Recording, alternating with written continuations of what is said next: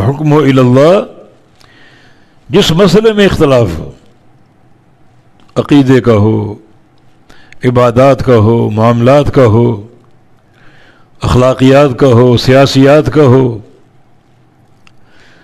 اس اختلاف کا حل تم پر نہیں، اللہ تعالیٰ پر ہے،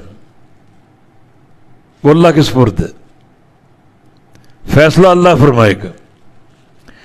جو فیصلہ کتاب و سنت میں، اس کو سب دیکھیں اور اس کو قبول کر لیں،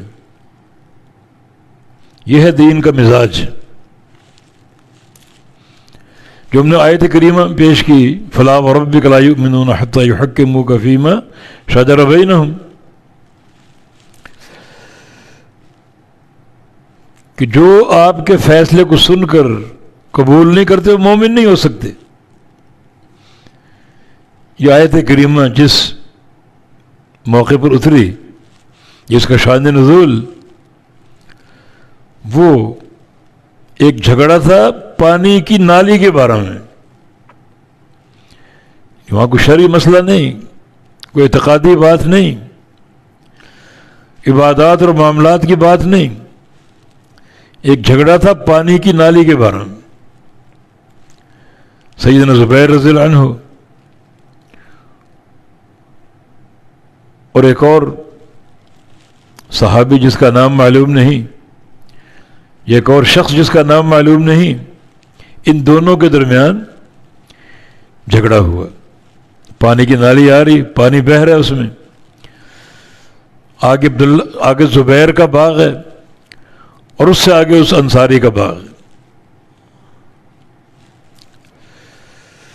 جھگڑا یہ تھا کہ یہ پانی پہلے کس باغ کو ملے، زبیر کے باغ کو یا دوسرے شخص کے باغ کو، یہ جھگڑا تھا۔ فیصلہ نہیں ہو رہا، یعنی خالص ایک دنیاوی مسئلہ، بات نبی علیہ السلام تک پہنچائی گئی، آپ نے موقع دیکھا، وہ جو جگہ، پانی کہاں سے آ رہا ہے، کہاں جا رہا ہے، اور کس کا باغ پہلے کس کا باغ بعد میں، تو پہلے زبیر کا باغ آتا تھا۔ فرمایا کہ لازمی بات ہے زبیر، تم اپنے باغ کو سیراب کرو، جب تمہارا باغ سیراب ہو جائے تو اپنے پڑوسی کے لیے سارا پانی چھوڑ دو، ترتیب یہی ہے۔ اور نبی علیہ السلام کے فیصلے کا معنی یہ کہ دونوں کو پانی ملے گا۔ جو آپ نے فرما دیا کہ باقی پانی پڑوسی کی طرف چھوڑ دو، تو پڑوسی کا باغ بھی سیراب ہوگا۔ آپ کے فرمان کی حیثیت کچھ کم نہیں ہے۔ ایک بار آپ گھر سے باہر تشریف لائے، سیدنا رافع گوشت پکا رہے تھے اور گوشت تقریباً پک چکا تھا۔ فرمایا کہ ناول ذرا، اس میں جو دستی کا حصہ ہے وہ مجھے کھلاؤ۔ آپ کو دستی کا گوشت پسند تھا تو انہوں نے وہ دستی نکالی اور نبی علیہ السلام کو پیش کر دی۔ فرمایا کہ آپ نے تناول فرما کے فرمایا کہ ایک اور دستی نکال کے مجھے دو، تو انہوں نے دوسری بھی نکال کے دے دی۔ فرمایا کہ ایک اور نکال کے دو، تو انہوں نے عرض کیا کہ یا رسول اللہ علیہ وسلم، بکرے میں 2 ہی دستیاں ہوتی ہیں۔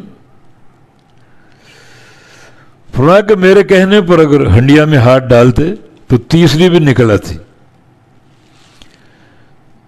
اللہ کے پیارے پیغمبر کے فرامین، یہ ان کی حیثیت، جو آپ نے فیصلہ فرما دیا کہ زبیر تم اپنے باغ کو سیراب کرو، پانی پلاؤ، جب تمہارا باغ سیراب ہو جائے تو پانی اپنے پڑوسی کے لیے چھوڑ دو۔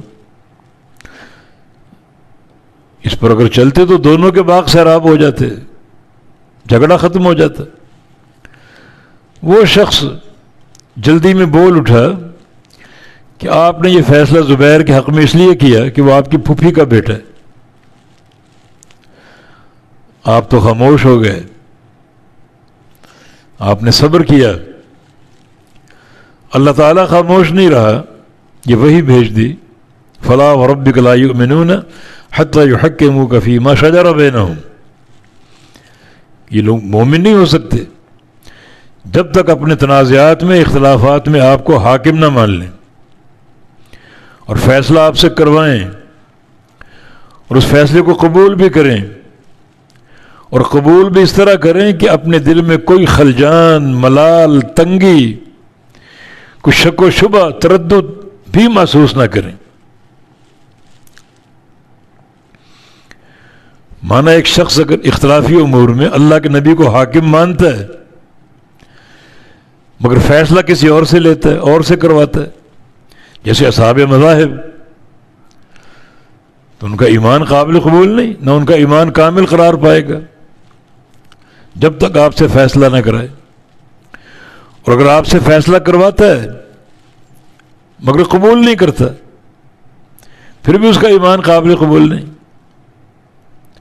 اور اگر قبول کرتا ہے مگر دل میں تنگی محسوس کرتا ہے، پھر بھی اس کا ایمان قابل قبول نہیں۔ یہ 4 مرحلے آپ کو حاکم مانے، آپ سے فیصلہ کروائے، اس فیصلے کو قبول کرے اور کوئی تنگی اور خلجان محسوس نہ کرے، 4 چیزیں، تب اس کا ایمان قابل قبول ہوگا۔